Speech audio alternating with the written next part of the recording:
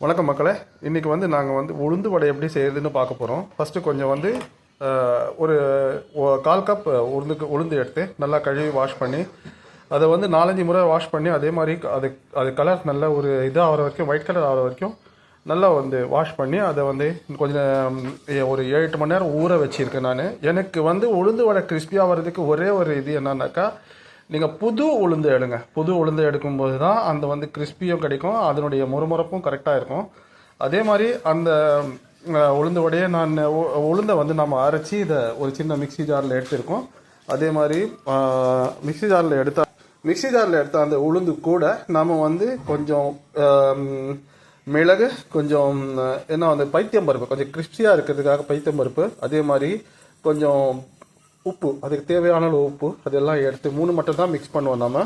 அதுக்கு கூட கொஞ்சம் வெங்காயம், கொஞ்சம் பச்சை மிளகாய் சின்னதாக நறுக்கி கீர்னது, அதே மாதிரி கொஞ்சம் கொத்தமல்லி, இதெல்லாம் போட்டு மிக்ஸ் பண்ணி கொஞ்சம் கூடவே கொஞ்சம் பொடியாக நறுக்கின இஞ்சி, இது எல்லாமே போட்டு ஒரு மிக்ஸ் பண்ணி அது கூட கொஞ்சோண்டு ஆப்ப சோடா.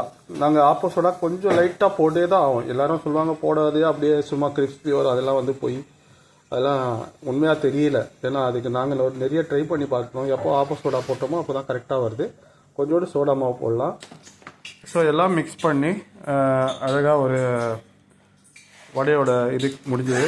கைஸ் இதில் ரேஷியோ என்னென்னா நான் யாருக்குமே சொல்ல கைஸ் மக்களே, நம்ம இந்த ரேஷியோ நான் யாருக்குமே சொல்ல மாட்டேன். உங்கள் மனசுக்கு எவ்வளோ பிடிக்குதோ அவ்வளோ உப்பு, உங்கள் மனசுக்கு எவ்வளோ பிடிக்குதோ அவ்வளோ பச்சை மிளகா, அவ்வளோ கறிவேப்பிலை நீங்களே போட்டுக்கங்க. சும்மா அவங்க சொன்னாங்க இவ்வளோ போடுன்றது எல்லாம் ஒரு சும்மா ஒரு கால்குலேஷனை தவிர நம்ம மனசுக்கு எவ்வளோ பிடிக்குதோ அது போட்டு பண்ணி பாருங்கள். நிச்சயமாக ரொம்பவே டேஸ்ட்டாக இருக்கும்.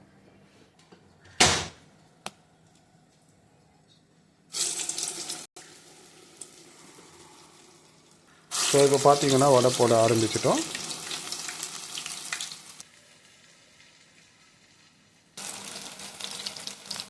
இப்போ பார்த்தீங்கன்னா எவ்வளோ அழகாக உளுந்து வடை, கூட வெட்டி சட்னி, அதே மாதிரி பொங்கலில் நான் பண்ணியிருக்கிற பொங்கலில் இதுதான் என்னோட இன்னைக்கோட டிஷ்ஷு.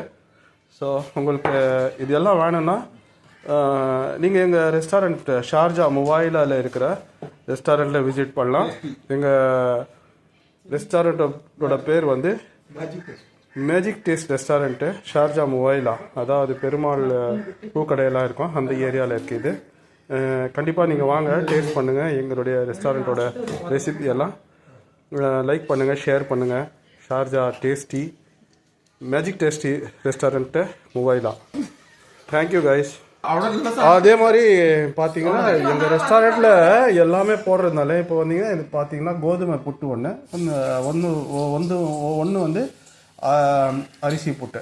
இந்த புட்டுக்கு நாங்கள் இந்த இது செருப்பயிறுன்னு சின்ன பயிறுன்னு பச்சை பயிரோட கறி வச்சுருக்கோம்.